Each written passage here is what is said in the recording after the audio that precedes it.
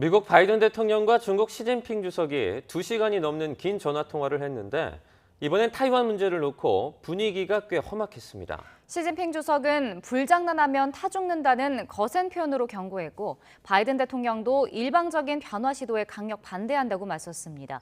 미국 워싱턴에서 권준기 특파원입니다. 넉 달 만에 이뤄진 미국 바이든 대통령과 중국 시진핑 주석의 전화통화는 2시간 20분 마라톤 대화로 이어졌습니다. 미국 서열 3위인 펠로시 하원의장의 타이완 방문 추진을 의식한 듯 시 주석은 타이완 문제에 강한 어조로 대응했습니다. 중국 국가 주권과 영토의 완전성을 수호하는 것은 중국 인민의 확고한 의지라며 불장난하면 반드시 불에 타 죽는다고 경고한 겁니다. 그러면서 미국은 언행을 일치시키고 하나의 중국 원칙을 엄수해야 한다고 강조했습니다. 시 주석의 불장난 발언에 대해 백악관은 직접적인 언급을 피했습니다. I'm not going to speak to that statement, that comment that you just read out. President Biden has known President Xi for about 4 decades. This is a relationship that they've had for some time, and again, it was a direct, straightforward conversation. 백악관은 다만 바이든 대통령도 타이완 문제와 관련해 현 상태를 일방적으로 바꾸거나 타이완 해협의 평화 훼손 시도에 강력히 반대한다고 말했다고 전했습니다. 이 밖에도 미중 양자 관계와 여러 국제 이슈에 대해서도 폭넓게 논의했다며 기후변화와 보건 안보 문제에 대해선 실무진에게 후속 조치를 지시했다고 말했습니다. 백악관은 이번 통화가 미중 정상 간의 소통 채널을 유지 발전시키는 의미가 있다고 밝혔습니다. 최악의 상황을 막기 위한 한 라인을 살려놓겠다는 뜻으로 보입니다. 취임 이후 시 주석과 지금까지 5번째 전화나 화상통화만 한 바이든 대통령은 이번 통화에서 다음엔 직접 만나 회담하자는 뜻도 전했습니다.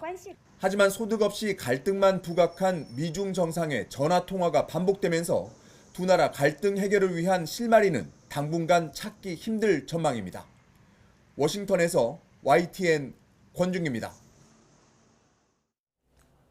미국과 중국의 충돌에는 낸시 펠로시 미국 하원의장의 타이완 방문 추진이 영향을 미쳤습니다. 뜨거운 감자로 부상한 펠로시의 타이완행 여부를 둘러싼 그간의 과정을 베이징에서 강정규 특파원이 전해드립니다. 지난 25일 싱가포르 창이 해군기지에 입항했던 로널드 레이건 항모가 남중국해로 출발했습니다. 다음 달 타이완 방문을 추진 중인 낸시 펠로시 미 하원의장 엄호를 위한 움직임으로 풀이됩니다.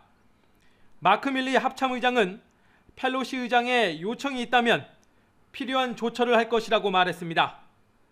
미 국방부 차원에서 중국의 도발에 대비한 비상계획을 수립 중이란 보도도 나왔습니다.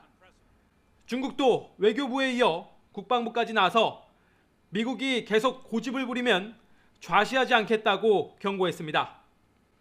타이완에서 가까운 푸젠성 룽텐 기지에 전투기와 무인기 출격 태세를 갖추고 있는 걸로 전해졌습니다. 미국으로선 중국의 엄포가 통하는 모양새가 될까 쉽게 입장을 바꾸기도 어려운 상황입니다.